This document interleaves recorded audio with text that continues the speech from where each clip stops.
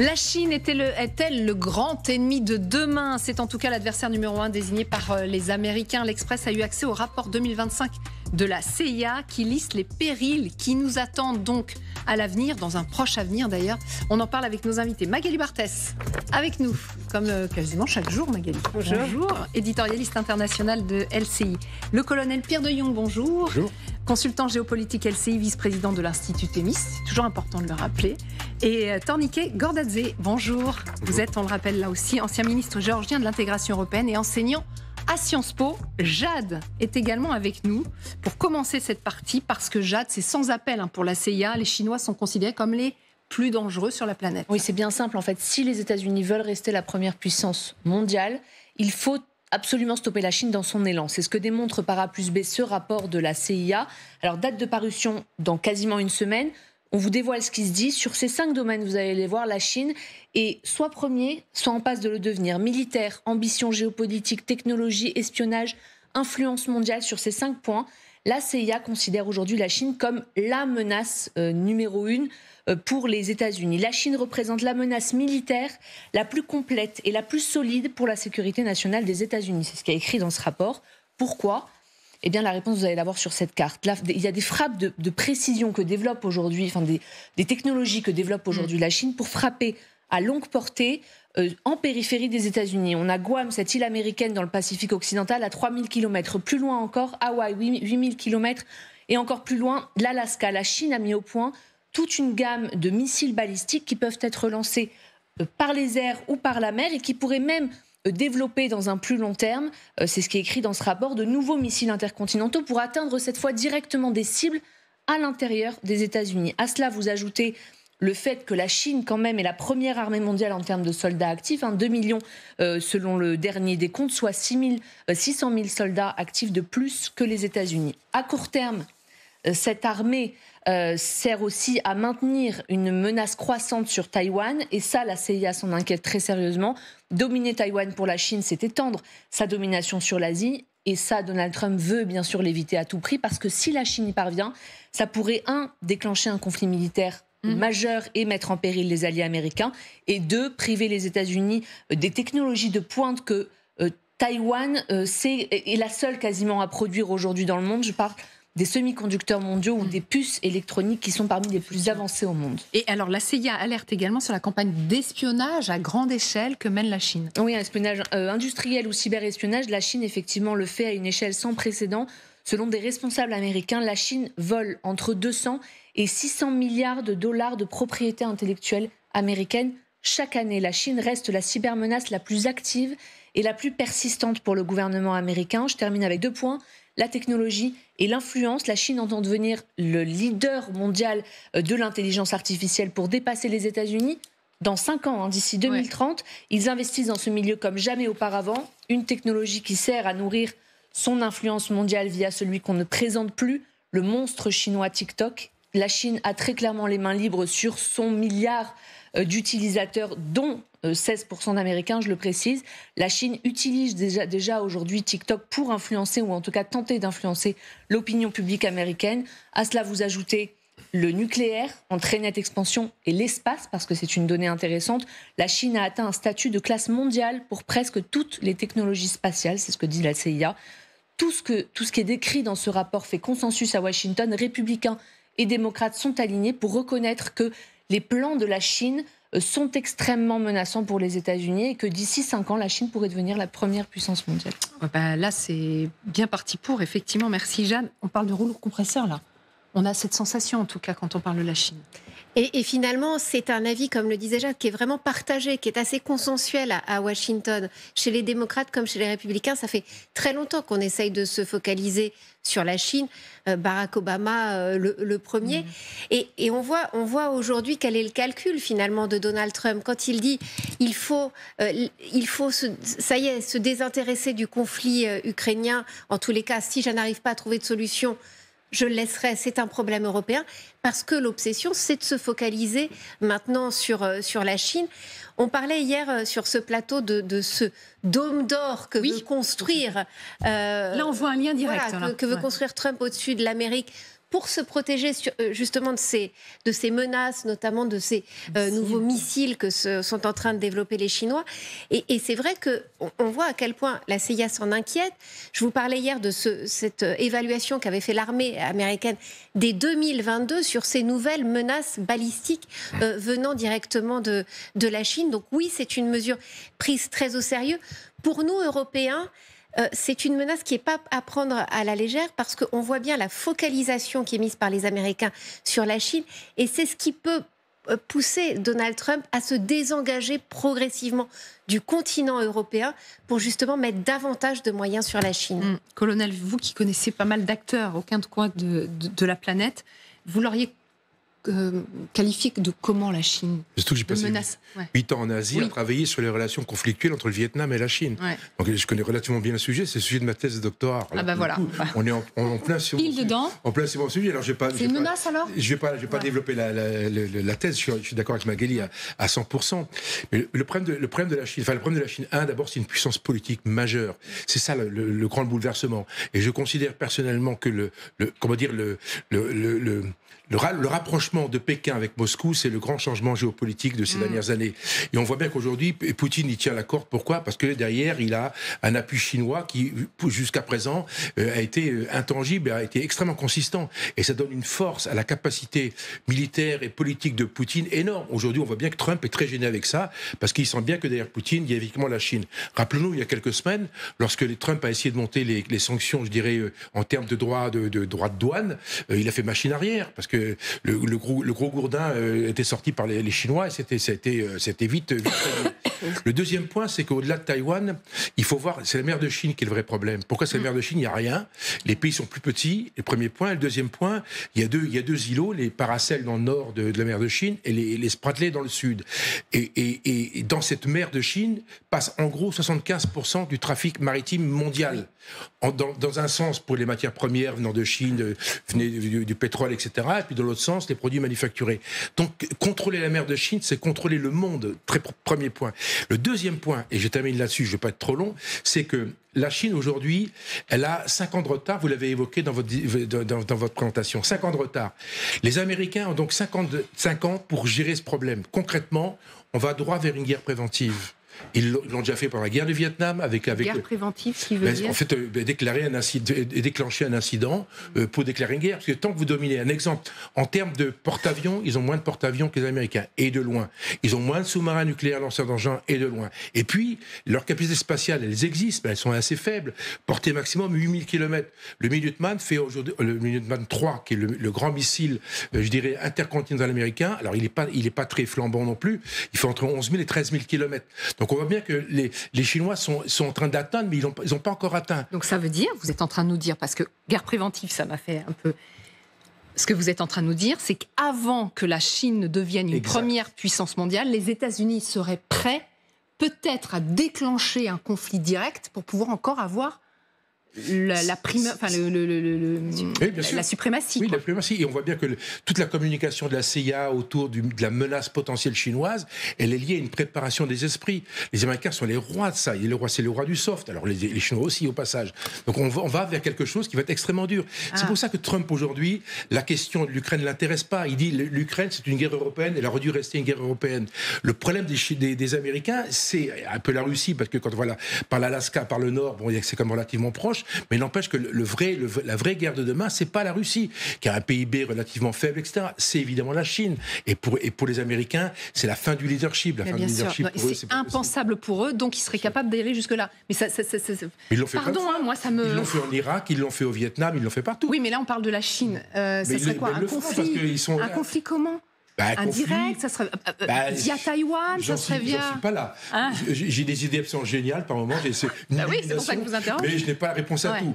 Il faut travailler le sujet. Il va y avoir des options, mais bien évidemment, ils peuvent aller qu'au conflit. On voit bien depuis plusieurs mois, plusieurs années, Ouais, c'est inéluctable. C'est pas pour gay, vous ce que je dis, aussi. Ben non, c'est pas gay.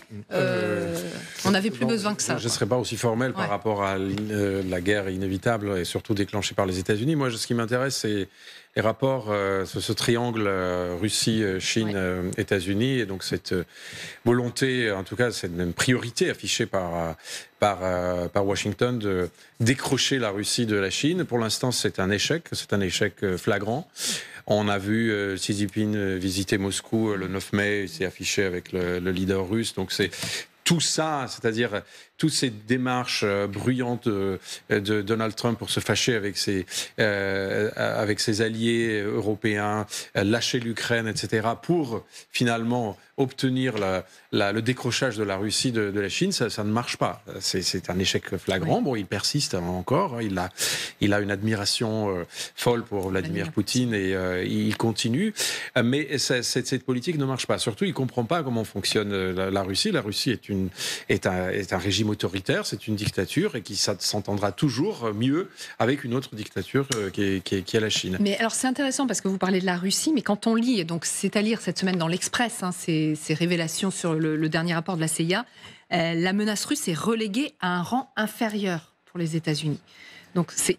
Ouais, ça vous Parce étonne que pas. La menace chinoise, elle est multiforme. Les Russes, le problème qu'ils peuvent poser aux Européens et aux Américains, c'est un problème militaire, nucléaire, mais sur le plan technologique, économique, la Russie est un nain. Pas au niveau. Le PIB de la Russie, on l'a répété souvent, c'est à peine supérieur au PIB de l'Espagne. Ouais. Donc la Chine, par contre, oui, c'est une menace sur tous les plans, systémique. Ouais. Et quand on regarde la carte en 2020 en termes de partenariats commerciaux, la Chine était déjà devant dans une, je ne sais pas, trentaine de pays dans le monde. Maintenant, c'est sur les presque 200 pays, la Chine est devant sur 4/5e. Dans 4/5e des pays, la Chine est le premier partenaire commercial et les États-Unis arrivent bien derrière. Alors oui, ce qui m'intéressait aussi, c'est en développant ce thème, la Russie qui est reléguée en tant que menace mondiale pour les États-Unis, encore une fois, il y a l'interview d'un chercheur de l'INSERM, toujours dans l'Express. Et voilà ce qu'il dit. Parce que selon lui, l'administration Trump qui minimise cette menace russe, eh bien, les analyses de la CIA vont avoir des réticences, sans doute, à transmettre leurs notes qui incriminent le Kremlin, parce que ce serait susceptible d'être interprété par Donald Trump comme un manque de loyauté. Et donc, ce que les États-Unis vont connaître, c'est ce dont souffrent depuis toujours les régimes autoritaires, tels que la Chine, où les officiers du MSE, les services de renseignement, ne peuvent exprimer leurs véritables analyses, l'information étant filtrée par les attentes politiques. Résultat, ça va se traduire par un affaiblissement de l'efficacité des services américains. C'est un point de vue extrêmement intéressant, je trouve. Et c'est un point de vue qui en effet, peut inquiéter. Déjà, quand on voit les nominations à la tête des services de renseignement qu'a fait Donald Trump depuis qu'il est arrivé au pouvoir. On voit bien, voilà, Tulsi Gabbard et beaucoup d'autres. On voit bien que de toute manière, il y a des nominations qui sont profondément politiques pour aller dans le sens évidemment des convictions de Donald Trump. Ça se voit d'ailleurs aussi dans ce rapport donc, annuel de la CIA. Il ne commence pas sur le péril chinois au départ. Il commence en parlant du fentanyl. C'est ce que nous explique d'ailleurs un papier de l'Express. Ce qui montre bien que quand on parle de fentanyl, on s'attaque à cette drogue qui fait des ravages aux États-Unis et qui, pour Donald Trump, est pointée comme une menace majeure et qui explique en partie les pressions qu'il a mises notamment sur le Canada, le Mexique. C'est en tous les cas comme ça qu'il l'a vendu. Parce qu'en effet, la CIA a repris un peu des convictions de Donald Trump dans ce rapport. Donc oui, il y a un risque. Oui, il y a un risque qu'à terme, évidemment, les analystes de la CIA aillent davantage dans le sens de Donald Trump. Ça paraît assez crédible. Ouais, avec peut-être on continue. Vous avez évidemment des choses à dire, mais peut-être qu'on a une illustration concrète. Ça nous a interpellés parce que quand on a lu l'Express ce matin, on s'est dit, ça nous rappelle une petite séquence dans le bureau ovale hier. Donald Trump, on lui dit qu'il y a des troupes russes qui se massent à la frontière finlandaise. On a des preuves, on a les images satellites qui le montrent. Voilà la réponse du président américain. Mr. President, on Russia, are you worried about the reports on a military build-up along the borders towards Finland and Norway? No, I don't worry about that at all. They're going to be very safe. Those are two countries that are going to be very safe. Voilà, bah oui, ils font ce qu'ils veulent, mais bon, je suis pas du tout inquiet. Ce sont des pays qui sont complètement sûrs. Là aussi, on se dit, bah bon, ça le concerne pas vraiment. La menace russe n'est pas forcément très importante à ses yeux. Je pense que l'attaque russe contre la Finlande est peu probable. Actuellement, il s'agit plutôt des manœuvres d'intimidation. Ils sont suffisamment occupés en Ukraine déjà, et je pense qu'ils n'ont pas la capacité d'envoyer des dizaines de milliers de troupes pour attaquer un pays membre de l'OTAN. Mais c'est pour l'avenir. C'est-à-dire, ils se positionnent comme... ils veulent aussi provoquer les divisions au sein des sociétés occidentales pour dire, finalement, c'était peut-être pas une bonne chose qu'on a adhéré à l'OTAN, pour diviser à l'intérieur de ces pays, des pays occidentaux. Ça, c'est une vieille pratique soviétique et maintenant russe. Et pour revenir à ces services de sécurité, des renseignements qui vont dans le sens du chef, c'est ça qui on a vu quand même, malgré tout, l'échec flagrant des renseignements russes en Ukraine. Et ils avaient renseigné leur président Poutine en disant que l'Ukraine allait tomber en quelques jours. Et là, ils ont montré leur échec parce que la Russie s'est totalement enlisée. Exactement. Ils n'ont pas réussi à prendre Kiev. Ça prouve l'importance des renseignements pour un pays. On le voit avec la Russie. Si effectivement les États-Unis s'affaiblissent en politisant ainsi leurs services et puis il n'y a pas les bons renseignements qui leur parviennent, il peut y avoir aussi des conséquences dans des prises de décision qui ne sont pas les bonnes. Exactement. Quand on écoute maintenant des employés de NSC, de National Security Council aux États-Unis, et leurs déclarations d'amour à Donald Trump en répétant ses marottes, disant que c'est le plus grand président que ce pays a jamais connu, etc. C'est un peu inquiétant, oui. Quand on voit des fonctionnaires dire ça, pas les représentants de MAGA ou de... Donc il y a un problème, c'est-à-dire, ils ont peur d'être considérés comme pas loyaux, et donc il peut y avoir des conséquences. Et les conséquences, c'est d'être virés, parce qu'on est dans un contexte, on le rappelle, d'efficacité gouvernementale, avec pas mal de licenciements depuis le mois de janvier. Et toujours, ce chercheur de l'INSERM le dit dans l'Express, ces purges-là vont créer des opportunités de recrutement de cadres frustrés. Les services russes et chinois vont probablement être très actifs. Cela leur permettrait, même sans recrutement ferme, de recueillir des informations sensibles d'anciens cadres aux abois parce qu'ils auront besoin de trouver un emploi rapidement. Ça veut dire que là, les États-Unis sont en train de s'affaiblir eux-mêmes. Alors oui, c'est vrai que depuis l'arrivée de Trump, il y a une espèce de mouvement, une espèce de vague qui vise en fait à nettoyer l'administration, et l'armée n'échappe pas à ça. Moi, les contacts que j'ai avec l'armée américaine, ils sont doubles. Il y a un contact opérationnel, les commandants de force, etc. Pour eux, ils craignent pas grand-chose. L'OTAN, ça continue. On fait des manœuvres, on est présent, on fait le boulot. Dès qu'on est au niveau supérieur, c'est la glaciation. Ils ont viré une quantité de généraux, d'amiraux. Donc vous le voyez concrètement. Bien sûr, très vite, vous l'avez vu. Ouais. Du coup, comme toujours dans une administration, déjà le modèle militaire est un modèle déjà très vertical. Donc je dirais, ils sont pas très à l'aise dans la transversalité. Donc déjà, dès que le chef devient menaçant, dès que vous êtes dessous, le chef, c'est le gros poids qui tombe dessus. C'est physique. Vous voyez ce que je veux dire? Donc bilan de l'opération, l'information ne remonte pas. Vous savez, on sait tous que la mauvaise information qui monte chez le chef, c'est l'information, c'est ça qui va vous tuer quelque part. Ouais. Donc vraiment, il se méfie. Donc il y a une très grande inquiétude sur le. On pense qu'il y a des écoutes aujourd'hui, des communications entre les grands chefs militaires pour savoir s'ils critiqueraient pas le chef les uns après les autres. Enfin, très concrètement, qu'il y ait une espèce de pas de rébellion, en tout cas de résistance aux soucis de réforme de Trump. Ça, c'est le premier point. Le deuxième point sur la Finlande, moi je suis d'accord avec vous. C'est pas les 3000 Russes qui sont mis là. Non. Le problème, c'est que ce qui est malin chez les Russes, c'est toujours un discours qui se retourne contre les actions menées par les autres. Très concrètement, la Finlande, la Suède rentrent il y a 2 ans, en 2023, rentrent à l'OTAN. Bilan de l'opération, on met des troupes en face. Donc 3000 hommes, ça change pas la planète du monde. Donc en fait, c'est toujours des mesures, je dirais, en disant, vous avez vu, vous nous menacez, donc on va faire ça. Et puis troisième point, petite anecdote personnelle, j'étais bien placé à un moment donné près des chefs d'État pendant 4 ans. Oui. Et vous savez, les services de renseignement, c'est leur problème de fond. C'est-à-dire que quand les notes arrivent, quel que soit le président dans le monde entier, le problème, il faut que le ton soit juste. C'est extrêmement difficile. Et vous avez des guerres internes, enfin des guerres soft internes entre les diplomates, les militaires, les services de renseignement. Donc vous avez tout un système, une espèce de Vous avez l'environnement, vous ouais. avez une cour, c'est normal, les chefs d'État, c'est partout pareil. Ouais. Et donc c'est extrêmement difficile. Et le problème des services de renseignement, c'est qu'ils ne sont pas dans la boucle officielle. Et donc on a dit, moi j'ai vu des réunions, on disait, mais non, c'est les gars, ils ne savent rien, et c'est des frustrés de service et tout. Pas toujours considéré. Et c'est quoi. partout pareil. C'est partout pareil. Il n'y a pas la France, la Chine, c'est partout pareil. Et là, aux États-Unis, c'est grave, parce que c'est partout pareil. Et en plus, il y a Trump à la manœuvre, et on ne sait pas ce qui peut tomber. Il a un énorme gourdin, et le gourdin, le lundi matin, il tombe, ça tombe sur quelqu'un. Voilà, c'est ça. Pour Donald Trump, c'est pas l'objectif, c'est pas l'efficacité, mais c'est la loyauté. Juste Magali, oui.